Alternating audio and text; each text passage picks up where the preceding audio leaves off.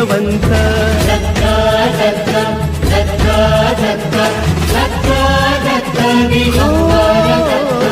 अवधूत चिंतन गुरुदेव दत्त गुरु आमचा तू आम्ही भाग्यवंत नसे जन्म मृत्यू नुरे काही खंत न प्रारंभ मध्य नसे काही अंत